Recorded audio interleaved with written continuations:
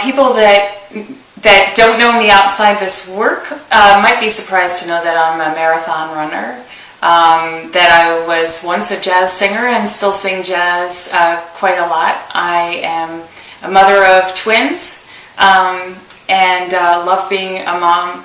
I love gardening and you know, a big part of my life, I mean, my work is a big, huge part of my life. This is my life's work. It's as much food for my soul as it is a thrill to be able to see steps forward in social change. And, you know, it's a huge blessing. But for me, second to the blessing of being a mom and having two great kids. I have sort of a somewhat untraditional belief in the victim services field, even though I believe that the offender in my case should remain behind bars for life. I think that there are many people that are incarcerated that don't belong behind bars, and they have a debt to society, absolutely, and they owe that to society, but most of all to the victims of their crimes.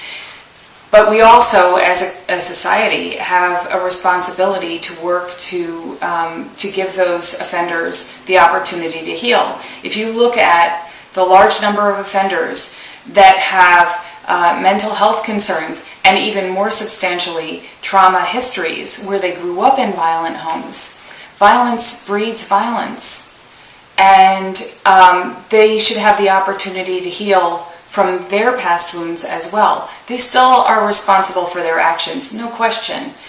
But the opportunity to help these individuals to work through their healing process so that when they're free, they can live a healthier life and not hurt others and not break our laws. You know, I think that that's a really important just a really important thing to consider. When there is a child that's left in a situation of prolonged and repeated abuse or neglect, their lifespan is affected.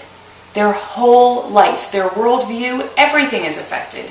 And yet, when a parent is the perpetrator of the violence, it's almost always reported to CPS and not Child Protective Services and not to law enforcement. And every latitude is given to the parent to keep them involved with the child. There isn't the same kind of consideration given to what happens with that child when they're in a situation where they're seeing abuse and neglect over and over and over again, and how that affects them long term. So this briefing is really to highlight that, but you know, also just to really impress upon Congress that if a complete stranger were to beat a child, hit a child, there would be no question that law enforcement would be involved and there would be a criminal prosecution. When it's a parent, it's a totally different standard. Violence is never okay for kids. It's never okay. So we need to look at what's happening. Just because the violence originates in the family doesn't make the impact on a child any less. Doesn't mean that we should forgive the violence and put the child back in the situation where they're still at risk. We have to do what we can to protect our children. Children often aren't treated as full citizens. You know, we do everything we can in one way to provide for our kids in this country, and in another way, the victim rights, the human rights of children are compromised all the time because they're not of voting age and they don't have the same kind of decision-making power as adults. We rely on our systems in a very different way when it comes to our children.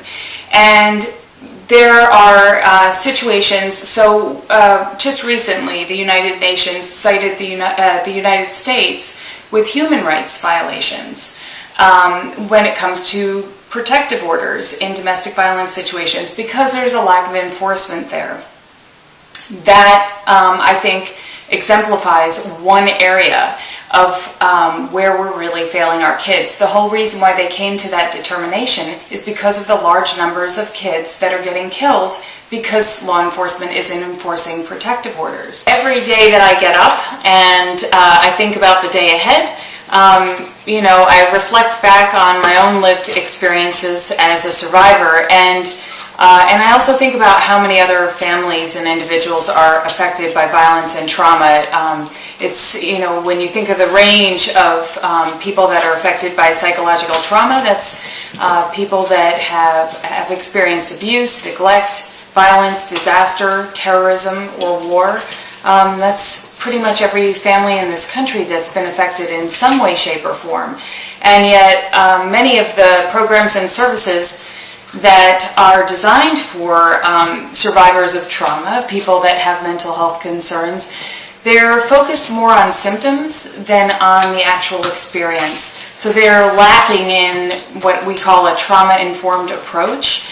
They're asking the question, what's wrong with this person, so that it can be treated, rather than what happened to this person, and looking at the whole picture. With our returning veterans, for instance, one really normal response for them is thrill-seeking. They come back, they have really high levels of adrenaline, and they're back into a normal routine. Well, that normal routine doesn't give them the adrenaline rush that they may have had when they were deployed.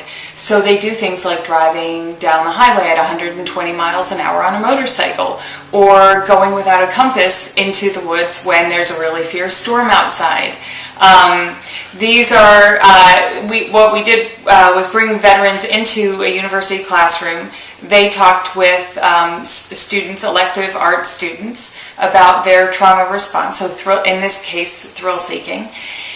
And then the students made books made of glass, and the glass books from each collection, we've had, Thrill-Seeking was one.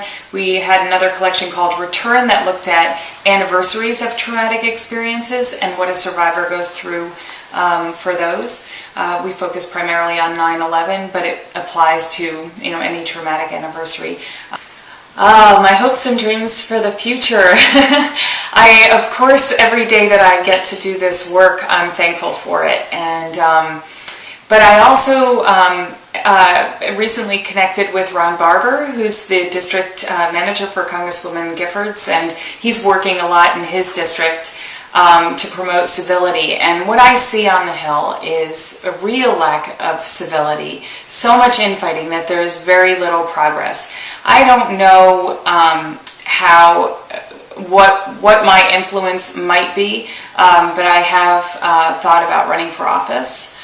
I did when I was 18 and was elected in New Jersey as a write-in candidate. That's something not a lot of people know.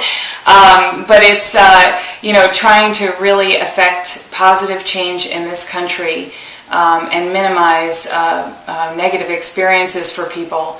That's something that I think I'll be doing the rest of my life.